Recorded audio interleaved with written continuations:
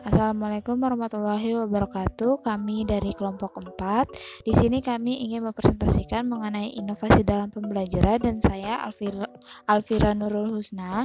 Di sini saya akan mempresentasikan mengenai inovasi dalam pembelajaran kuantum. Inovasi pembelajaran kuantum sendiri menurut Bobby de Porter merupakan pengubah mode pembelajaran yang meriah dengan segala nuansanya. Nah, prinsip-prinsipnya itu diantaranya itu segalanya berbicara, segalanya bertujuan, pengalaman sebelumnya pemberian nama, akui setiap usaha, jika layak dipelajari maka layak dirayakan.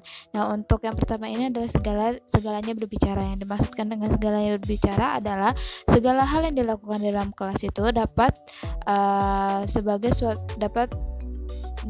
diartikan sebagai hal yang dapat mengirimkan pesan mengenai si pembelajaran ini sendiri. Nah, selanjutnya segala ini bertujuan.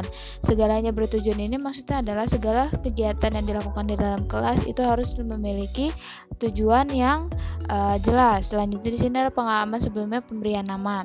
Nah, pengalaman sebelum pemberian nama ini dimaksudkan adalah pada saat sebelum pembelajaran dimulai, seharusnya siswa itu sudah menggali informasi lebih lanjut mengenai apa saja istilah-istilah yang terdapat dalam pembelajaran dan kemudian akan ditanyakan ketika pembelajaran berlangsung. Dan selanjutnya di sini ada akui setiap usaha.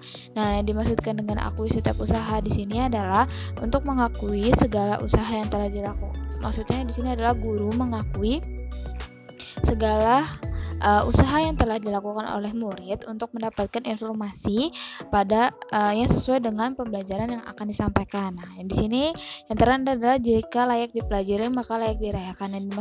Yang dimaksudkan adalah jika suatu pembelajaran itu layak untuk dipelajari oleh siswa, maka hasil dari pembelajaran tersebut pun wajib bisa dirayakan dan layak dirayakan oleh siswa sebagai suatu pencapaian atas dirinya sendiri. Nah, selanjutnya di sini ada tahapan. Tahapan yang pertama itu adalah tahapan tumbuhkan. Nah, tahapan tumbuhkan ini yang dimaksudkan adalah untuk pada tahapan ini guru itu menumbuhkan minat dan bakat dalam diri siswa. Selanjutnya di sini ada tahapan alamiah. Tahapan alami merupakan tahapan di mana tahapan ini merupakan tahapan akan menciptakan kondisi yang umum bagi siswa dalam kegiatan pembelajaran sehingga siswa merasa tidak asing ataupun tidak aneh dalam kegiatan pembelajaran. Nah, selanjutnya ini ada tahapan namai. Tahapan namai ini merupakan tahapan yang menyediakan kata kunci, konsep, model, rumus ataupun strategi yang bisa digunakan oleh siswa dalam kegiatan pembelajaran. Nah, selanjutnya di sini ada tahapan demonstrasikan. Tahapan demonstrasikan sendiri ini merupakan tahapan yang memberikan tempat bagi siswa untuk menunjukkan bahwasannya mereka telah mengetahui pembelajaran yang telah disampaikan.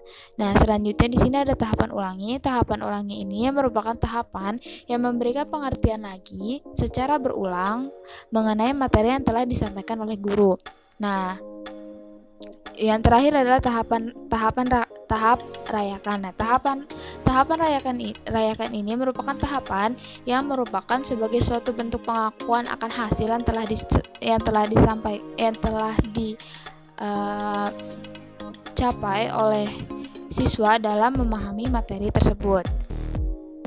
Nah, selanjutnya di sini adalah peranan pembelajaran kuantum pada hubungan matematika. Nah, berdasarkan penelitian yang dilakukan oleh I. Gusti Japa, dalam penelitiannya dapat disimpulkan bahwasannya dibandingkan dengan model pembelajaran konvensional yang biasa dilakukan, model pembelajaran kuantum ini memiliki capaian yang jauh lebih tinggi dalam segi keterampilan dalam berpikir dasar, berpikir kritis, dan juga keterampilan berpikir kreatif pada diri siswa untuk pembelajaran matematika. Dan untuk selanjutnya akan dijelaskan oleh teman saya.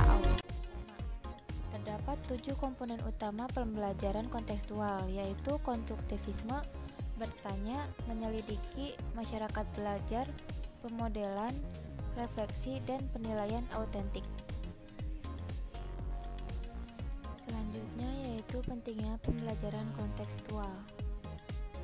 Inilah alasan mengapa pembelajaran kontekstual ini perlu diterapkan, di antaranya yaitu sebagian besar waktu belajar sehari-hari di sekolah masih didominasi kegiatan penyampaian pengetahuan oleh guru, sementara siswa dipaksa memperhatikan dan menerimanya sehingga tidak menyenangkan dan memberdayakan siswa.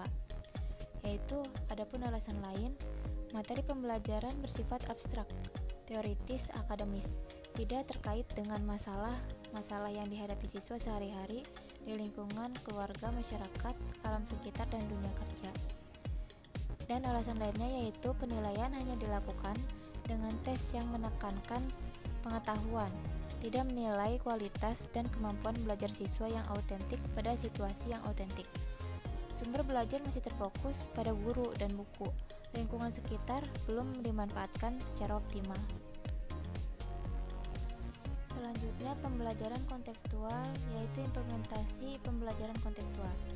Beberapa model pembelajaran yang merupakan implementasi pembelajaran kontekstual antara lain dengan model pembelajaran langsung atau direct instruction. Model pembelajaran langsung adalah guru mendemonstrasikan pengetahuan atau keterampilan tertentu, selanjutnya melatihkan keterampilan tersebut selangkah demi selangkah kepada siswa. Tujuan yang dapat dicapai melalui model pembelajaran ini adalah terutama penguasaan pengetahuan prosedural atau pengetahuan bagaimana melakukan sesuatu. Model pembelajaran ini cenderung berpusat pada guru, sehingga sebagian besar siswa cenderung lebih pasif. Maka, perencanaan dan pelaksanaan hendaknya sangat hati-hati.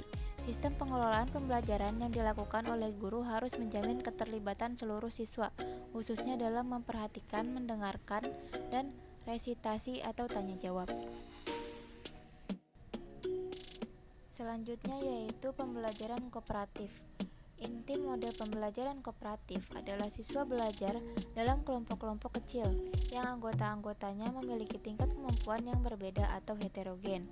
Tujuan yang dapat dicapai melalui model pembelajaran ini adalah hasil belajar akademik, yakni penguasaan konsep-konsep yang sulit yang melalui kelompok kooperatif lebih mudah dipahami karena adanya tutor teman sebaya yang mempunyai orientasi dan bahasa yang sama. Di samping itu, hasil belajar keterampilan sosial yang berupa keterampilan kooperatif atau kerjasama dan kolaborasi juga dapat dikembangkan melalui model pembelajaran ini. Selanjutnya yaitu pembelajaran berbasis masalah. Inti dari pembelajaran berbasis masalah adalah guru menghadapkan siswa pada situasi masalah kehidupan nyata atau autentik dan bermakna. Tujuan yang dapat dikembangkan melalui model pembelajaran ini adalah keterampilan berpikir dan pemecahan masalah, kinerja dalam menghadapi situasi kehidupan nyata, membentuk pelajar yang otonom dan mandiri.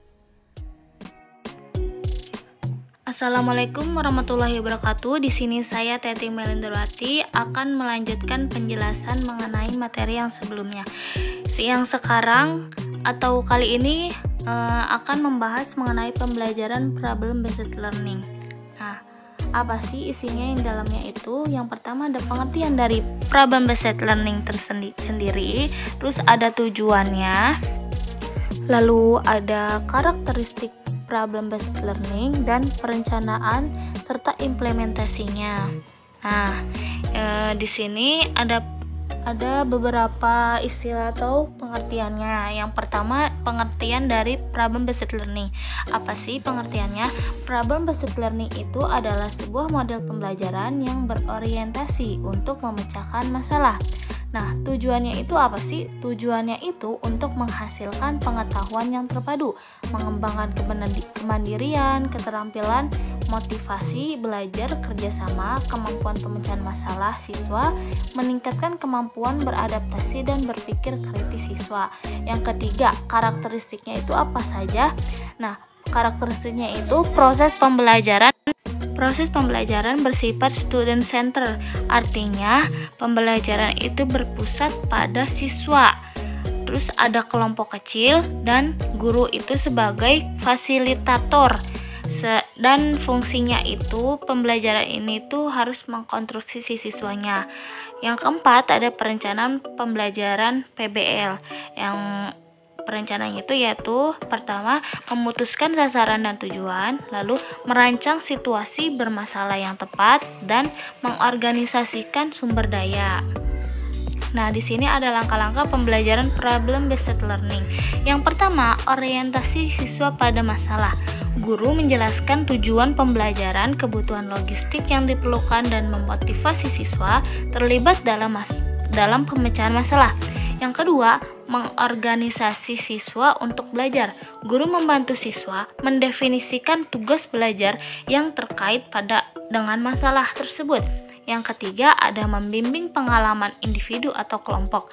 Guru mendorong siswa untuk mengumpulkan informasi yang sesuai terkait pembelajaran.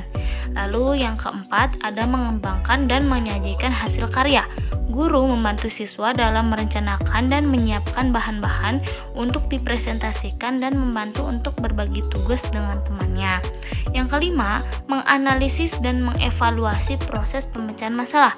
Guru membantu siswa merefleksikan atau mengevaluasi proses penyelidikan yang mereka gunakan dalam menyelesaikan masalah. Lalu di sini ada implementasi dari langkah problem based learning. Yang pertama itu ada aspek modal awal untuk menyelesaikan masalah. Itu menuliskan aspek apa saja yang diketahui dalam masalah tersebut. Yang kedua ada aspek apa yang diketahui dari masalah. Menuliskan model matematika dari masalah dengan menggunakan aspek yang diketahui. Lalu yang ketiga ada aspek tujuan. Menuliskan apa yang ditanyakan dalam masalah.